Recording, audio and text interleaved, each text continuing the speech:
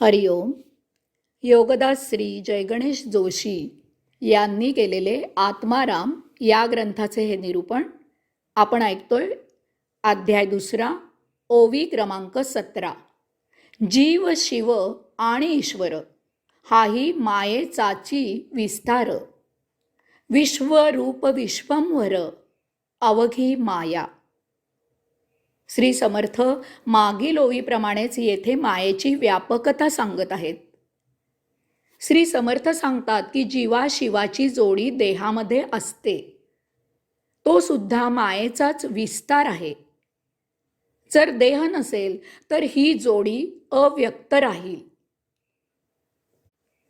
जीव निर्माण करण्याचे प्रयोजन असणार नाही. देह नसेल तर ही जोडी कोणाला माहीतही होणार नाही. ती जड मायावी देहामुळे ज्ञात होते, म्हणून ही जोडीसुद्धा मायेचाच विस्तार आहे. ईश म्हणजे ताब्यात ठेवणारा, ईश्वर म्हणजे विश्वावर सत्ता गाजवणारा. ईश्वर ही संकल्पनाच विश्वामुळे निर्माण झालेली आहे. जर विश्व नसेल तर त्यावर सत्ता गाजवणारा ईश्वरही नसेल. विश्व हा मायेचा विस्तार आहे. म्हणून श्री समर्थ सांगतात की ईश्वर हाही मायेचाच विस्तार आहे. विश्वरूप आणि विश्वंभर या दोन्हीही संकल्पना विश्वाशी जोडलेल्या आहेत. त्या केवळ विश्व आहे म्हणूनच आहेत. विश्व नसेल तर त्यांना स्वतंत्र असे अस्तित्व नसेल. विश्व हा मायेचा विस्तार आहे. म्हणून श्री समर्थ सांगतात की विश्वरूप विश्वंभर हाही मायेचाच विस्तार आहे. आता ओवी क्रमांक 18.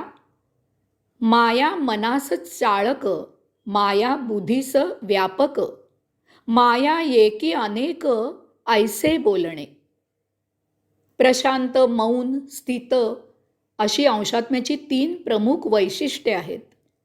माया जीवात्म्याकडून अंशात्म्याच्या या 3 वैशिष्ट्यांविरुद्ध वर्तन करवून घेते.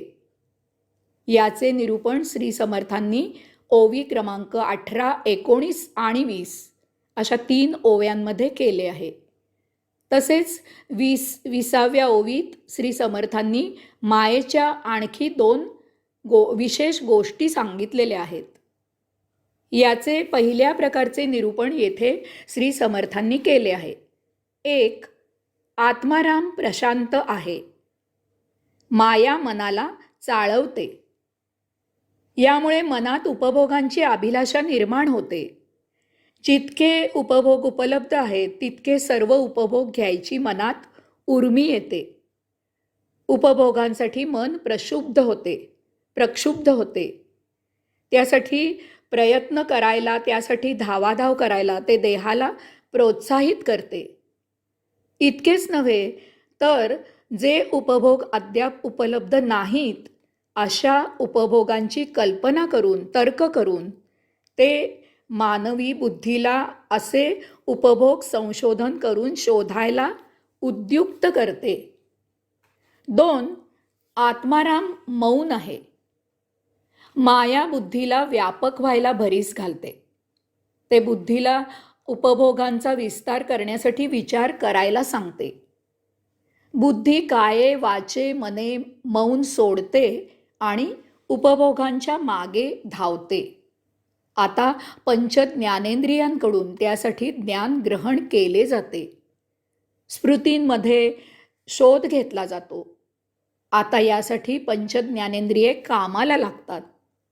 या व्यापकतेची चढाओढ इतकी लागते की त्यासाठी पृथ्वी अपुरी होते. अन्य ग्रहांवर संशोधन केले जाते. त्यासाठी अमाप धन आणि अथक परिश्रम आणि तेही पिढ्यानपिढ्या घेतले जातात. 3. आत्माराम स्थित आहे. माया एक नाही, अनेक आहे. माया बहुरूपी, अनेक रंगी, बहुआयामी आहे. तेथे एकेका उपभोगासाठी अनेक मार्ग आहेत. प्रथम यामधील एक मार्ग निवडून उपभोग घेतला जातो. असा उपभोग जर आवडला तर त्याच उपभोगासाठी उर्वरित सर्व मार्गाने तोच उपभोग घेण्यासाठी धडपड सुरू होते. हे एका जन्मी शक्य नसते. यामुळे संचित तयार होते. अशा प्रकारे मूलभूत प्रशांत मौन स्थित असलेल्या अंशात्म्याच्या बरोबर विरुद्ध वर्तन माया जीवात्म्याकडून करवून घेते. पुढची ओवी क्रमांक 19. माया देहास चालवी, माया शब्दास बोलवी, माया दृश्यास दाखवी, नेत्री रिघोनिया. माया जीवात्म्याकडून अंशात्म्याच्या बरोबर विरुद्ध वर्तन करवून घेते. याचे दुसऱ्या प्रकारचे निरूपण श्री समर्थांनी येथे केलेले आहे. एक आत्माराम प्रशांत आहे. माया देहादी इंद्रियांना नाचवते. देहादी इंद्रिये आपली आपण काहीही करू शकत नाहीत. त्यांना हालचाल करायला प्रोत्साहित करावे लागते. माया ज्ञानेंद्रियांना पाहायला, ऐकायला, वास घ्यायला, स्पर्श करायला, चव घ्यायला उद्युक्त करते. माया कर्मेंद्रियांना चालायला, हालचाल करायला, बोलायला, देहधर्म करायला उद्युक्त करते. अशी ही माया, महामाया, देहाला उपभोग शोधायला भाग पाडते, भाग करते. ते उपभोग घ्यायला भरीस घालते. हे सर्व स्मृतीत साठवायला लावून एकदा घेतलेला उपभोग परत परत घ्यायला उद्युक्त करते. 2 आत्माराम मौन आहे. माया शब्दांना बोलते करते. सर्वांशी संवाद साधायला भाग करते. शब्दाने माणसांना जोडते, समाजाला जोडते. माया गप्प राहू देत नाही. जिभेचा दांडपट्टा सुरू ठेवते. यामधून वाद झाला तर तोही करायला उत्तेजित करते. 3 आत्माराम स्थित आहे. माया दृश्य दाखवते. दृश्य पाहताना आपोआप कान तिकडे टवकारतात. जे पाहिले, जे ऐकले तिकडे आकृष्ट करून जायला माया भाग पाडते. तेथील दृश्यात रस निर्माण करते. त्यात उपभोग काय आहे याचा शोध घ्यायला लावते आणि तो उपभोग घ्यायला खटपट सुरू करायला उद्युक्त करते. अशा प्रकारे मूलभूत प्रशांत मौन स्थित असलेल्या अंशात्म्याच्या बरोबर विरुद्ध वर्तन माया जीवात्म्याकडून करवून घेते. हरिओम.